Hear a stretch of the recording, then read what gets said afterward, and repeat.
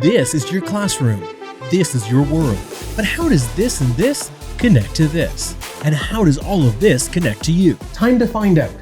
I'm your host, Simon Jackson.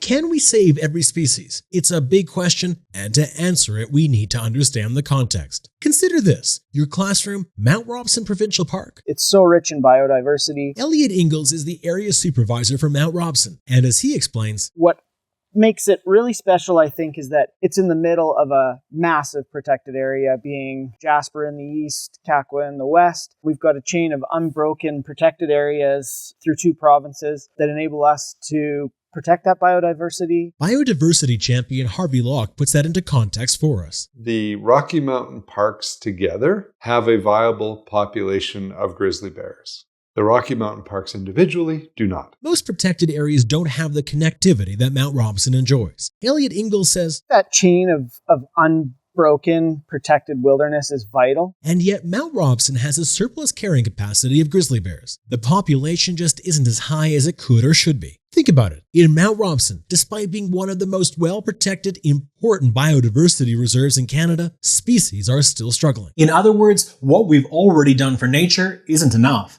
And to change course, it means either making big changes or being willing to accept the risk that comes with big loss.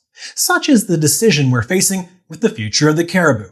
To understand the stakes, let's start at the beginning. To some, they're worth 25 cents. To others, they're invaluable. But why do caribou actually matter? Lichen, be it on the tundra, in the high alpine, or on the trunk of an old-growth tree, is the caribou specialty. Lichen, you see, isn't a plant. It's part algae and part fungus, and that means aside from keeping soil stable, it also is critical in converting carbon to oxygen, especially in harsh climates where little life exists. And because it's not a plant, it can't be seeded. And that's where the caribou comes in. Their acute smell helps them find food buried by the winter and enables them to transport it on their hooves and through their scat to other habitats, fueling the nutrient cycle in the process. And let me tell you, the caribou, it's an excellent transportation service. In fact, no terrestrial or land mammal migrates further than the caribou, which means literally no other animal can distribute lichen as effectively or as far as the caribou, which is great for all life that requires a regulated climate and nutrient cycling, which is, well, all life. Not so great because the caribou travel so far, they're more susceptible to change than most species. Consider this: their iconic migration is sparked each year by oceanic climate cycles. Yes, even for caribou who live in the Rocky Mountains. But their arrival at their final destination, where they'll have their young, is determined by the previous year's weather. Why? Because that determines insect populations. And guess what? Caribou hate mosquitoes, maybe even more than us. If there are too many bugs, they'll keep moving until they find cooler, more bug-free habitat. That means more energy is spent. That means young are less likely to survive. So yeah, a changing climate is a problem for caribou, but it's not their only problem. That lichen they depend on requires specific habitat to thrive, like old-growth forest found along valley bottoms west of the Rockies. As it disappears, caribou are forced to move. Movement means more energy spent. Movement means crossing more avalanche terrain, a major predator during the winter. It also means the movement of other animals. As habitats get altered, moose and deer move in, the whitetail being essentially an invasive species in caribou habitat. And that creates competition for food, and it can even alter forest structures. And that just creates more bad news for the caribou. Oh, and when we develop a landscape, we usually leave behind roads, which we then use for fun. And guess what? If we say ski and compress a high snowpack into an easy-to-navigate trail, predators who aren't super keen on hard work all of a sudden have a super highway to new prey, like caribou. And because clearing land brought in new prey species, like deer, some predator populations are doing too well, through no fault of their own, in caribou habitat. All of which means caribou are in trouble, as you've probably heard. All caribou are actually endangered,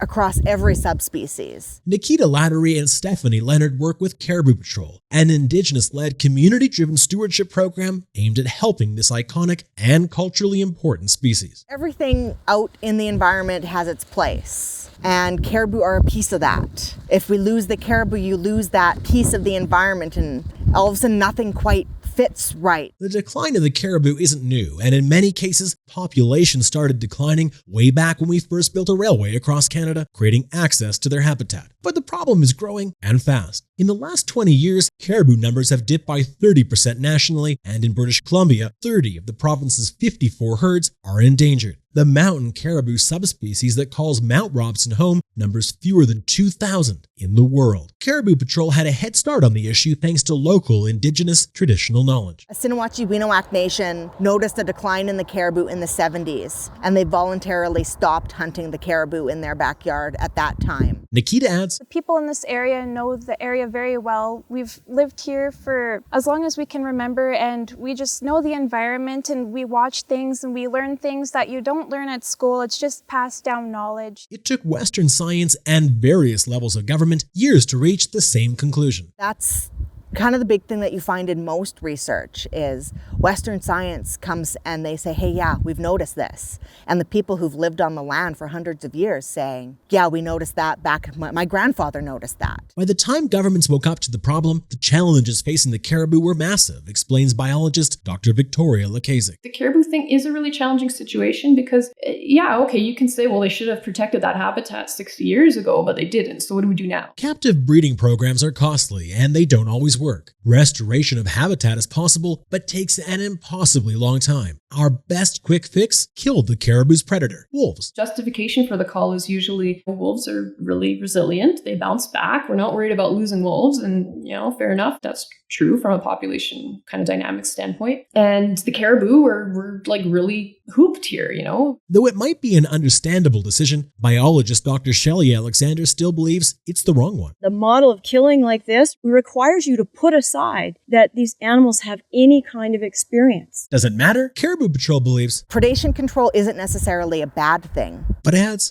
It's a Band-Aid effect. biologist Shelley Alexander agrees, telling us there's Research that is currently coming out that indicates there's some temporary improvement of the situation, but there are also several research programs that have shown that killing carnivores isn't going to bring these populations back. Caribou Patrol believes, Yes, predator control is the big reason why some of our herds are stable right now. but ultimately no matter how many wolves we kill, if we don't take bigger, bolder action, the wolf call will be for naught, as Stephanie Leonard explains. It's not solving the problem, it's a temporary Band-Aid. In part that's because wolves aren't necessarily the natural predator of caribou. Increased predation, which most of that comes from increased humans on the landscape. So pipelines, roads. To save them, Caribou Patrol's Nikita Lattery says we need to address the root of the problem. I just believe there is a higher demand for natural resources and human use of that, and the more that we take from the environment, the more is that loss for the caribou. And everything is a chain reaction, so the more we use, the more we take away from them, and the less habitat they have, the less food that they have. It's just a slow decline. Victoria Lakazik questions whether we're actually willing to do that. I actually looked at Alberta's caribou range maps recently. Intact habitat was like 9% in this range, 12% in that range, 8% in another range. It's not even 20%. So I wonder why they're all disappearing, right? Like it's not rocket science. It's an issue that the team at Caribou Patrol struggle with. They understand the importance of habitat to caribou, but also understand the importance of the resource industry. There has to be a balance of some sort, because obviously we do need to use our resources. What might balance look like? Not every industry has their own road. It's planning a little bit better where the cut blocks go, where the extraction sites go, where the well sites are, and leaving that large swaths of green, not completely destroying the entire section of habitat to do it. Stephanie adds, It'll cost a little bit more money to get it going, but I think that is probably the best case situation for herds as well as the industry, because we don't want industry to go away.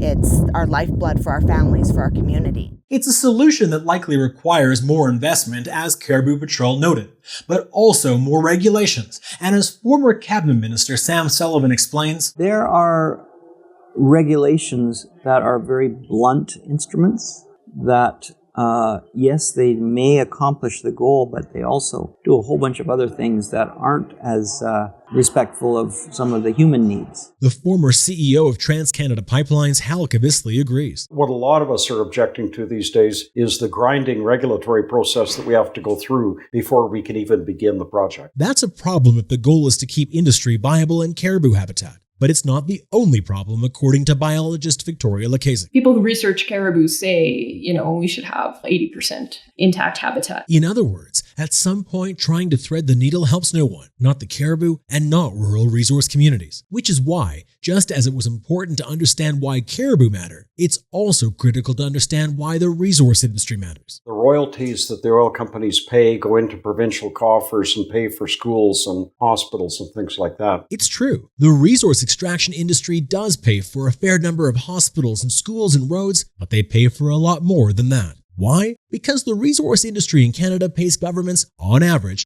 $21.4 billion a year in tax. But government revenue also comes from trading. We are, after all, not only a resource-based economy, we're also a trading nation. And natural resources account for over $250 billion of Canada's yearly exports. But Hell says the real benefit is in the high-quality employment that these companies offer to their employees, the very interesting work that people do. Which is nice.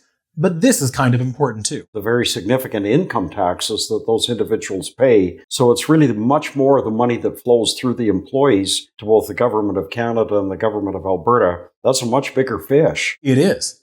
And it's why the natural resource industry, the employers and the employees help make up almost 17% of Canada's gross domestic product, the most commonly used metric to determine the health of our economy. And all of that matters, but for 909 rural communities in this country, without resource extraction, they'd become ghost towns. As the CEO of Northern Development, Joel McKay, explained by email, quote, "What needs to be realized is that rural communities, especially those in the north, have few realistic options for private sector employment that are outside of the natural resource industries." Joel McKay is an advocate for rural economic activities, and though he's not suggesting the question is as simple as jobs for rural communities or a future for the caribou, as he explains, it's always a question of resources. Quote, "What's needed is a society in which every Canadian can succeed. That means access to proper education, healthcare, social services, a job market with robust opportunities." Joel adds, quote, "These things can only exist in rural areas if we have a landscape that's attractive to business development and investment, which generates the needed tax revenue to support the social services that support healthy development of our children into adults. That means we need an environment that supports resource extraction, attracts investment, and leverages the benefits generated from that to reinvest in rural areas so that they have just as much opportunity as our urban areas." But remember what biologist Victoria Lakasic said? Our economic interests, which are usually the same as our political interests, are things that are often in contrast with what is best for wildlife and our environment. It's not to say that it has to be environment versus jobs. There are other ways, but that's the way we kind of operate as a society in Canada. It's a harsh reality, says Sachi Curl. Because this really comes down to, in economic terms, a perception of winners and losers. That's why when the BC government wanted to help stop the decline of the caribou and proposed major changes to logging practices in primary or old-growth forests in the province, about 4,500 citizens felt they were the losers in this equation. Why? Because that's roughly how many jobs the new no-logging policy might eliminate. Now, in the grand scheme of things, 4,500 jobs is not a lot, unless you happen to have one of those 4,500 jobs, or live in a community where those job losses might be felt disproportionately. But it's not just job losses that worry many living in rural communities. It's cultural change as well. Remember, to save caribou, not only do we need to protect large swaths of habitat across their massive ranges, but we also need to curb access to caribou habitat. That means less hunting, ATVing, hiking, skiing, and other outdoor recreational activities central to rural life. It feels more like there's an agenda being imposed on them. Sierra Dakin-Kuiper is a cultural anthropologist, and she's researched the opposition to large-scale conservation efforts like the one that's required to save the caribou. As I started talking to community members, though, I started to see that when people are calling for a national park, there's a lot more to it. Sierra tells us though economics is a factor, cultural change is an even bigger issue. A lot of people who were opposed to the national park were concerned about the area being turned into a tourism destination. So roads, campgrounds, that sort of thing that would actually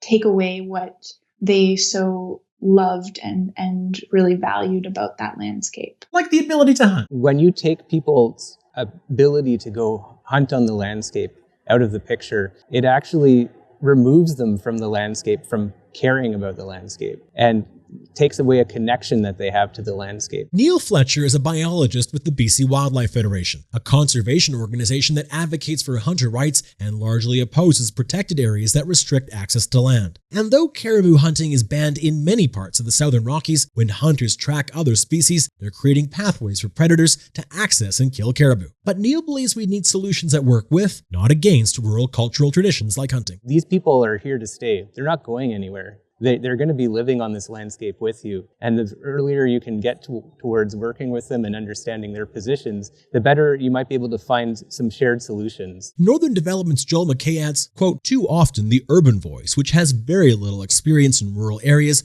overwrites the rural voice. This is a fundamental challenge to many developed nations across the globe today and needs to be addressed more meaningfully if we aim to keep our nations together long into the future." That perception, it's a big problem, as Janet Austin tells us. I am increasingly concerned about the fragility of democracy. Janet, who has served as BC's Lieutenant Governor, worries that the longer we wait to tackle the challenges we face, the harder the solutions will be. One of the things that worries me the most is that we will not be successful in addressing it. More than that, says former Prime Minister Kim Campbell, when we don't act, if environmental systems do break down, we need to be aware of other consequences. It's a national security issue. Kim Campbell adds that when it comes to the environmental problems we face, if other countries are not the ones whose economies have contributed most to it, and how collaborative are they going to be with us, and how friendly are they going to be with us? And the United Nations' David Cooper believes when we allow species to go extinct on our watch, that will undermine our socio-economic goals. It's true. Some species at risk uphold entire industries, creating both jobs and national prosperity, like certain endangered species of salmon and trees. But it's even bigger than that. Biodiversity, remember, is the foundation of life on Earth. A diversity of species is what allows for pollination and food security, water filtration and purification, waste management and pollution mitigation, not to mention carbon storage. In many ways, that's priceless. But being humans, we have of course put an actual price on it. About $160 trillion in value for the global economy. That's trillion. With a T. And according to the OECD, about 1.5 times the global gross domestic product, or GDP. Now, of course, not all species are equal, environmentally or economically. We've lost species before, and nothing too terrible has happened so far. Some argue, in fact, that extinction is just a natural part of evolution, even if we are speeding it up. But as biologist Victoria Lakasic explains, at some point, we can only lose so much before we do feel the impact. We're all part of this web of life on Earth. More connections there are, the more stable the whole system is. As we start to lose little pieces, then now instead of a web, it becomes a line or a chain. And then suddenly that system is really vulnerable to any change that might happen. And Victoria adds, any one population or one species can make a big impact on the whole system. In other words, if we lose caribou, an ecosystem loses a piece of its puzzle. Natural processes like lichen transportation get lost. And the ramifications? What does that mean in terms of biodiversity in the ecosystem? We don't really know. Ethicist Carrie Bowman is right. And it's for that reason that Caribou Patrol believes we must act, no matter how long the odds, no matter how hard the choices. They're the warning signs saying that something's wrong, something's unhealthy. And if we don't catch it with the caribou, then we're going to lose a lot more than the caribou in the end. Stephanie Leonard adds, it's our responsibility. It's our fault that the caribou are in the situation that they're in. Therefore, it's our responsibility to try. And it is within us. But as Janet Austin reminds us, I think we need to advance change as rapidly as we possibly can, and as rapidly and as proactively as our society can manage it. But we need to recognize that change does take time, and cultural change is part of that. But the caribou have simply run out of time, thanks to a combination of willful blindness, neglect, hunting hard decisions, and plain old bad luck. It seems almost impossible to think that we can actually save the caribou and protect every community and their cultures at the same time. If we had to choose, could we? It's an impossible choice, but it's not the only one that we're facing.